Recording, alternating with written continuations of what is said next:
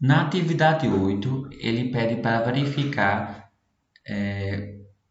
realizar um programa que receba um número qualquer e que apresente-se todos os números primos de 1 até esse número informado. Por exemplo, se eu digitar 10, ele quer saber a sequência de números primos que existe de 1 até 10. Então, entre 1 e 10, nós temos 2, 3, 5, 4, desculpa, 1, 2, 3, 5, 7. São exemplos de números que são primos, que está no intervalo de 1 até 10. Então, esse programa ele vai precisar de uma estrutura alinhada, em que eu tenho uma variável número. Eu vou ler o número do teclado, em que ele vai ser o critério de parada. Leia número.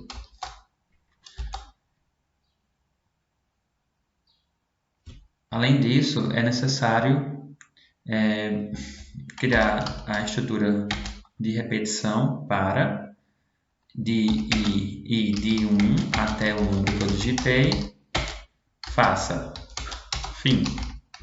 Vou colocar uma estrutura alinhada aqui também para j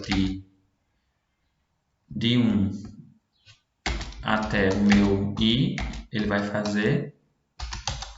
Então, por que eu não coloquei até número? Porque nesse caso não é uma estrutura para percorrer linhas e colunas, não. A gente quer comparar esse número com um intervalo de iteração que faça sentido. Por exemplo, se eu digitar aqui 13 é primo, e o i ele vai iniciar em 1, ele vai até esse número que eu digitei, que é o 13, e em seguida tem a segunda nó interno, em que o j vai iniciar, eu coloquei como iniciando em 1, e ele vai até o meu valor de i. Nesse caso aqui, ele vai de 1, vai comparar até meu i, nesse caso, que é 1. E no caso, de 1 até 1, só vai fazer uma vez essa repetição. Ele vai comparar justamente o quê? Se esse i que eu digitei, que ele começa em 1, ele mod o meu valor de j é igual a 0. Se ele for, então, isso quer dizer que significa dizer que o resto da divisão do meu 1 por 1, ele é resultante, tem como resto 0. Se ele tem resultado igual a 0, significa dizer que ele tem um divisor apenas. É essa a característica que está aqui. O que torna ele primo é ter exclusivamente dois divisores em comum. Dois divisores. E aí eu vou criar um contador aqui. Barra contador. Que ele vai iniciar em 0. Para justamente contar esses divisores. Então, o contador recebe contador mais 1. Feito isso, eu tenho uma comparação apenas. Aí esse aqui é o final do para, do se, esse aqui é o final do para, e aí no final do para eu tenho uma comparação. Se a quantidade de divisores, ou seja, o contador que eu criei, for igual a 2, então significa dizer que meu comando ele vai escrever o meu i, certo? Aí ele verifica se esse i ele é primo. Como nesse caso 1 que eu testei aqui não é primo, então ele não executa nesse caso. E aí eu preciso, em seguida, lá no começo do outro faça, reiniciar a variável contador, porque senão ele vai começar com 1. Então o contador ele começa em 0. Aí o i vai passar a ser 2. E aí esse j vai até também 2 aqui embaixo. Então, ele vai comparar j, que é 1, e que é 2. Ele vai comparar 2 mod 1 é igual a 0? 2 mod 1 é igual a 0. Contador, então, ele vai incrementar. Ele vai passar a ser 1 aqui. Ok. J vai atualizar para 2. Feito isso, 2 mod 2 é igual a 0? Então ele incrementa aqui. Como deu contador igual a 2 e eu terminei minha estrutura para, terminei minha estrutura, desculpa, eu terminei minha estrutura se e terminei minha estrutura para, ele vai fazer essa comparação. Contador é igual a 2? É, então escreva esse i. Nesse caso, meu i é 2. 2 que é um número primo. E aí ele vai fazer para o 3, que vai dar também um número primo. 4 não vai dar isso e assim sucessivamente. Testando aqui o algoritmo. Tudo certo. Na atividade 9 é solicitado que a gente verifique, né, um programa que verifique todos os números perfeitos de 1 até o número informado. Por exemplo, se eu digito 10, aí ele vai de 1 até 10 verificar esses números de 1 até 10 e verificar qual deles que é o número perfeito. Já vimos algo assim similar em algum outro exercício, em que um exemplo que ele deu foi o 6, que ele é considerado um número perfeito, e o número perfeito é classificado como sendo, se e somente se, quando seus divisores, entre os divisores desse número, tirando ele, a soma deles vai dar igual a ele mesmo. Por exemplo, o 6 ele é um número perfeito. Por quê? Porque os divisores deles, que é 6, 3, 2 e 1, tirando ele, nesse caso, tirando 6, ele é o quê? A soma deles é igual a ele mesmo. Então, esse é a definição de um número perfeito. Então, de cara, a gente vai precisar de um número aqui para ler do teclado. Leia inteiro. E também iremos utilizar uma estrutura alinhada. Só que essa primeira ela vai iniciar de 1 até o número que é lido. Faça. E a segunda será fim. E a segunda é uma estrutura também, só que é um para interno e ela vai iniciar para j de 1 até o número que eu li, não, até o i. Até o i menos 1. Por que menos 1? Porque se ele for fazer até o último número que tem, nesse caso, vamos supor, quando for receber 5 aqui, 6, se receber 6 aqui, ele, quando o i for, quando o j for 6, se ele for fazer com o sexto, né, por exemplo, com ele mesmo, o que vai acontecer?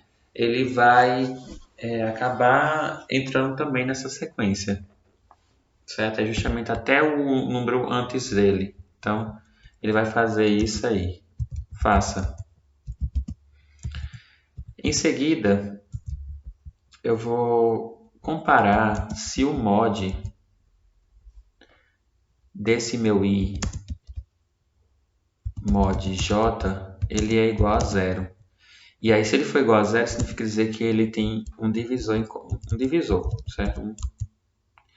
E aí, nesse caso, a gente quer justamente saber verificar essa soma. Porque o que a gente vai acabar capturando é o número que eu estou verificando. Vamos supor, eu estou verificando 3, estou verificando o 5. 5 é perfeito? Não. Estou verificando o sexto, o 6 é perfeito? É. Então, eu estou recuperando ele. Mas eu tenho que somar aqui, fazer a soma desses divisores. Então, essa soma aqui vai receber justamente a soma mais o meu i, que eu estou verificando. No caso, o i não, o j, mais o j, porque, olha só, porque é o j que o i que está sendo dividido por j, então j é o divisor. E aí eu tenho o que mais? No final, eu vou verificar se minha soma for igual ao meu i, significa dizer que esse número ele é um número perfeito.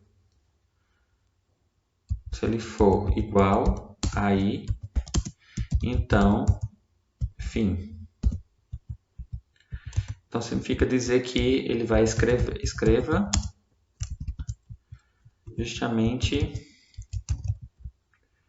o meu i é um número perfeito. Vamos rodar isso aqui, rastreando o código. Então o i ele vai iniciar em 1, em seguida ele vai até o número que eu digitei, ele vai até o meu 6. E nesse caso o j ele começa em 1 e ele vai até o meu 6 menos 1, que é 5, certo? Então ele vai até o 5, porque se ele for até o 6, vai comprar o 6 também e o 6 vai entrar.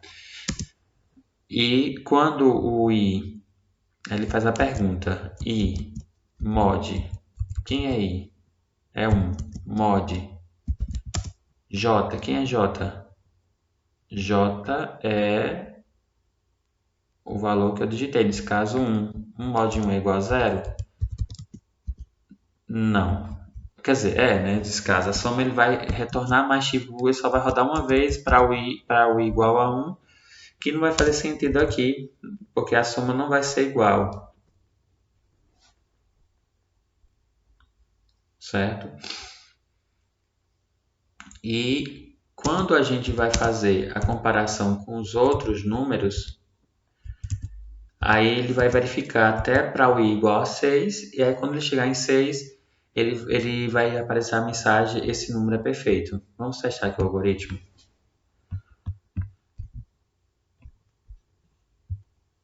Tem alguma coisa errada? Deixa eu verificar. Ele vai ler um número inteiro. Para ir de 1 até o número informado, faça. Faltou, antes de tudo, quem é essa soma que a gente não declarou? Soma. Eu vou iniciar ela em 0. E também, para garantir que ele, quando for verificar o outro número, ele zera essa soma. Fechando agora.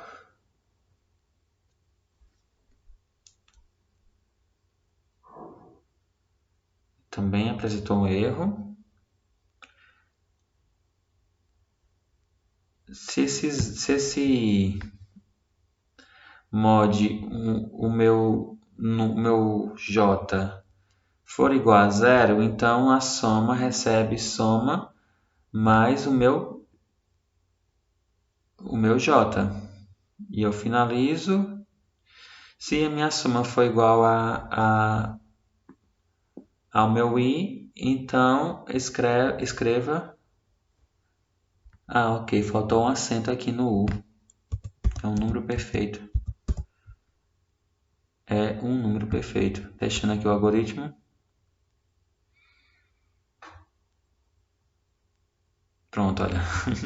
Às vezes você se depara com uma situação dessa em que o programa emite uma mensagem de erro e aí você se desespera na lógica e acaba esquecendo em algum caractere que você digitou errado. Então, eu preciso prestar atenção nisso. Então, ele está verificando aqui nesse programa justamente a sequência. Ele vai comparar de 1 até 6, vai comparar, por exemplo, se eu digito, nesse caso aqui, a entrada que ele solicitou foi 10, né?